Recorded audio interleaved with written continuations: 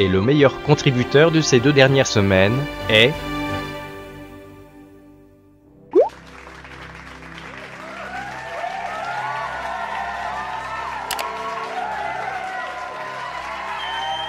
Hello tout le monde, bienvenue dans ce 10e épisode de Tokyo Ghoul et là ça va vraiment commencer à envoyer du pâté. Alors je m'excuse d'avance si je parais légèrement gonflé de cette joue là et que je parle un petit peu avec un cheveu sur la langue. Mais je me suis fait opérer des dents de sagesse il y a à peine quelques jours quand je tourne cette vidéo, donc j'ai une bonne excuse. Génial, maintenant tout le monde va mater tes joues tout le long de la vidéo, baka. Vous avez vu un peu, je me repose même pas après mon opération juste pour vous. Mettez des pouces bleus. Excuse-moi, j'ai entendu tout à l'heure que tu parlais d'envoyer du pâté, ça veut dire que ça y est, je vais être badass?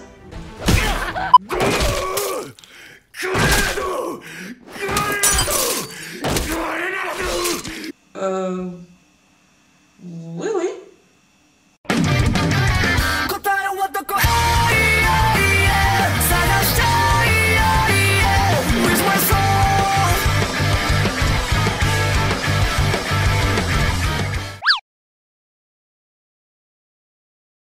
Le dernier épisode de Tokyo Ghoul s'était arrêté sur des présentations tellement rapides de nouveaux personnages qu'on pourrait plutôt appeler ça des apparitions furtives. Nous avions revu Jason, mais on le connaissait déjà, et nous avions vu pour la première fois les Tortues Ninja et le frère de Toka. Ces derniers, ainsi que Jason, font partie d'une organisation que l'on appelle l'Arbre Aogiri. Encore une? Il y a des organisations dans tous les coins de rue dans cet animé. L'Arbre Aogiri est une organisation qui, en gros, veut créer un monde qui soit bon avec les ghouls. En gros, tous ceux qui sont pas d'accord, mais ils crèvent. Le chef, ou plutôt la chef de cette organisation, n'est autre que elle.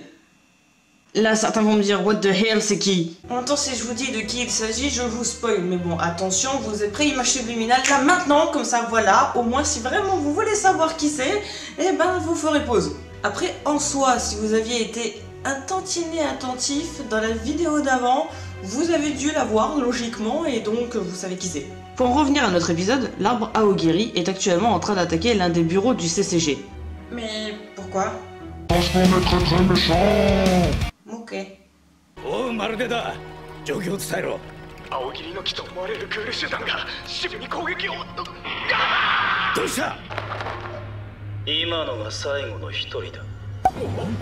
Pendant ce temps-là, au café, eh ben, tout le monde se fait bien chier car le nombre de membres du CCG a augmenté dans les rues et plus personne ne sort. Mais ça, c'était jusqu'à ce que...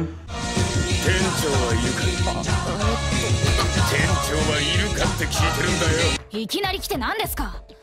用事があるならコーヒーの一杯くらい頼みなさいよ。何? Je suis très très méchant, mais je ne dis pas non à une tasse de café. Ouais, non mais ok, si tu veux, hein. Finalement, Splinter se calme et finit par leur demander s'ils avaient vu Liz dans les parages. Ou comment avoir l'occasion de dire qu'elle est à l'intérieur de toi sans que ce soit sexuel. Ils discutent et c'est là que monsieur se rend compte que l'odeur de Liz émane de notre cher Kaneki. Ce qui, se dit en passant, est un peu con puisqu'il aurait dû le sentir dès le début. Bref, il se demande pourquoi Kaneki empeste Liz, il s'énerve et...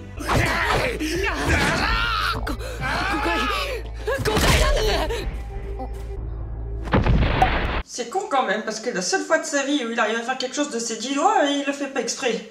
Mais je vous emmerde.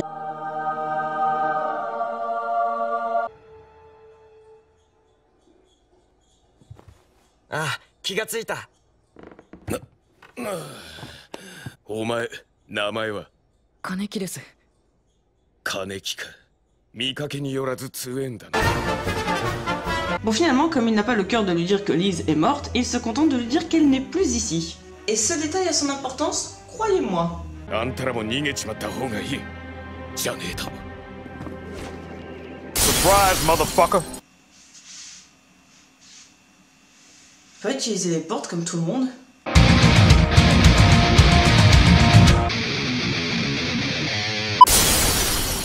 Bonjour, je voudrais une baguette s'il vous plaît. Et vous préférez pain chocolatine plutôt? La putain de tarasse, on dit pas au chocolat, connard. Bref, et c'est ainsi que l'on a enfin droit aux fameuses retrouvailles entre Toka et Ayato, son petit frère.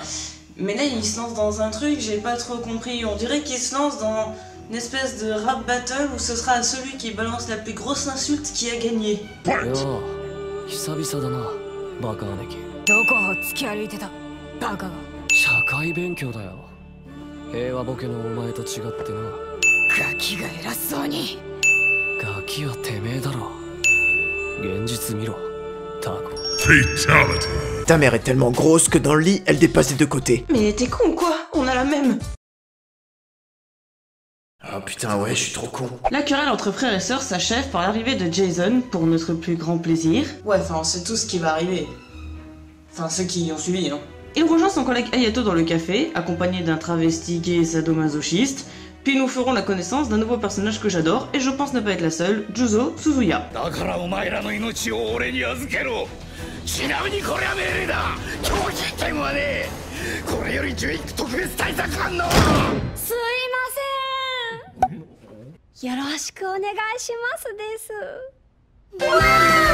Juzo Suzuya, anciennement Rei Suzuya, est un inspecteur du CCG, même s'il a entre 18 et 19 ans dans la première saison.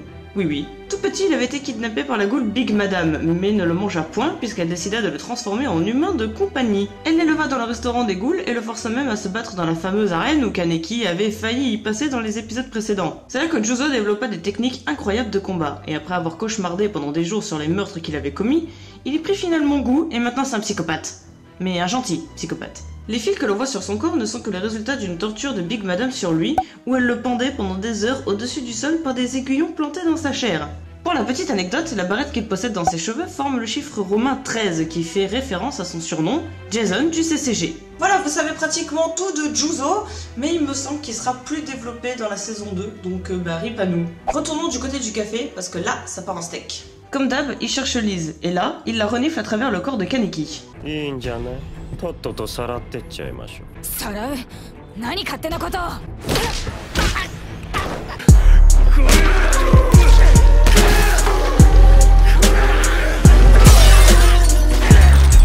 Honnêtement, pourquoi il fait ça en fait? Il pouvait le soulever avec le petit doigt et le porter comme ça s'il voulait, alors quel est l'intérêt de tout casser et de le défoncer? Parce qu'il est très méchant. Hayato défonce sa sœur pendant que Kaneki baigne dans son sang avant de se faire capturer.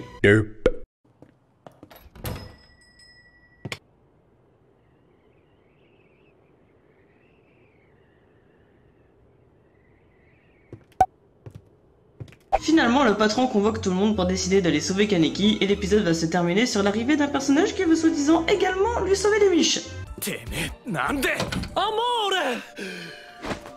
Heartbreak. Et c'est ainsi que se termine cette vidéo, j'espère qu'elle vous a plu. J'espère que j'ai pas trop galéré à parler parce que je zazote beaucoup et j'ai du mal à ouvrir la bouche. Comme d'habitude, si ça vous a plu, n'hésitez pas à lâcher un pouce bleu et à faire tourner la chaîne et à en parler autour de vous, ça fait extrêmement plaisir et c'est gratuit. J'ignore encore si la prochaine vidéo sur Tokyo Ghoul sera la dernière ou si ce sera l'avant-dernière. Ce sera la surprise. En tout cas, ça va être vraiment extrêmement intéressant. Ça part grave en steak. Soyez au rendez-vous. Ne loupez pas ça. À ciao.